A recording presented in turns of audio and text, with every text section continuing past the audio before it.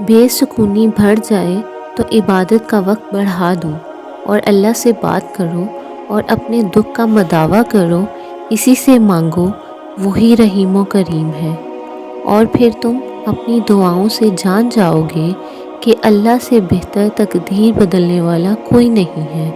کتنی پیاری پیاری تسلیاں ہیں نا قرآن مجید میں۔ ہمیں تو اللہ ہی کافی ہے اور وہ بہت اچھا کارساز ہے، اور کافی ہے اللہ دوست، اور کافی ہے اللہ مددگار۔ غم نہ کرو، بے شک اللہ ہمارے ساتھ ہے۔ اور صبر کرنے والوں کو خوشخبری دے دو، جب کبھی لوگوں کو دی ہوئی تکلیف سے دل پریشان ہو تو یاد رکھیں آپ کا رب بہت محبت اور توجہ سے آپ کی بات کو سن رہا ہے، اور وہی ہے جو آپ کی تکلیفوں کو دور کر سکتا ہے۔ عورت کا خوبصورت ہونا عام بات ہے، لیکن اس خوبصورتی کو اللہ کی رضا کے لیے دنیا سے چھپانا خاص بات ہے۔ تمہاری کوششیں ناکام ہو سکتی ہیں، لیکن اللہ پاک کی طاقتیں نہیں۔ مقدر دعاؤں کا پابند ہے، دعائیں مقدر کی پابند نہیں۔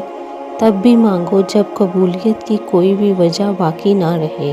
صرف اللہ پاک ہی تو ہے جو دکھی دلوں کی خاموش صدائیں سنتا ہے، تو پھر توکل کے ساتھ اس کے سامنے جھولی پھیلائے رکھو، کیونکہ یقین رکھنے والوں کے لیے یقین کے معجزے ہیں۔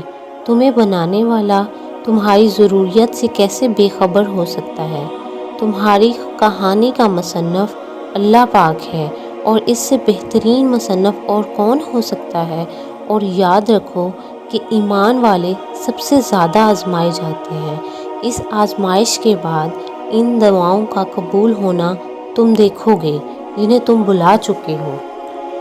وہ رب العالمین ہے تو ان دروازوں کو بھی کھول دیتا ہے جن پر تم دستک نہیں دیتے، تو پھر ان دروازوں کو کیوں نہیں کھولے گا جن پر تمہارے مسلسل دستک کے نشان ہیں۔ اللہ رب کریم پر یقین رکھو، وہ کبھی بھی تمہیں نا امید نہیں ہونے دے گا انشاءاللہ۔ اور جو کہانی اللہ رب العزت کے سپرد کر دی جاتی ہے، اس کہانی کا اختتام کبھی اداس نہیں ہوتا۔ ہر چیز انسان کے بس میں نہیں ہوتی، اور نہ ہی حالات ہمیشہ تمہاری مرضی کے مطابق ہوتے ہیں۔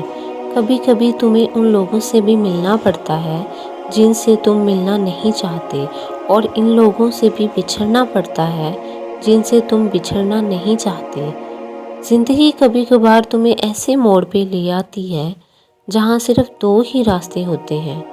پہلا یہ کہ حقیقت سے بھاگتے رہو، اور دوسرا یہ کہ اللہ رب العزت کی رضا میں راضی ہو جاؤ، مگر تم حقیقت سے بھاگنے کو زیادہ آسان سمجھ لیتے ہو، تبھی تو ساری عمر بھاگتے رہتے ہو۔ تم اتنا دور نکل آتے ہو کہ اللہ تو کیا تمہیں اپنی ذات بھی دکھائی نہیں دیتی۔ اس بات کو سمجھو کہ جو معاملات تمہارے ہاتھ میں نہیں رہتے، انہیں تم کبھی سلجھا نہیں سکتے۔ خود پر ظلم کرنے سے یا نصیب کا مقابلہ کرنے سے جیت نہیں ملتی، تو جو کام تم نہیں کر سکتے اس کو رب العزت کے حوالے کر دو۔ مقدر سے مت لڑو، بس یقین کے ساتھ دعا کرو، کیونکہ جو اللہ رب العزت کو اپنا معاملہ سونپ دیتا ہے تو اللہ بھی پھر یا تو اس کی رضا میں راضی ہو جاتا ہے یا ان کو اپنی رضا میں راضی کر لیتا ہے۔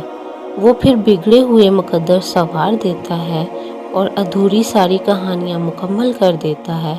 بے شک وہ جو چاہے وہ کرنے پر قادر ہے۔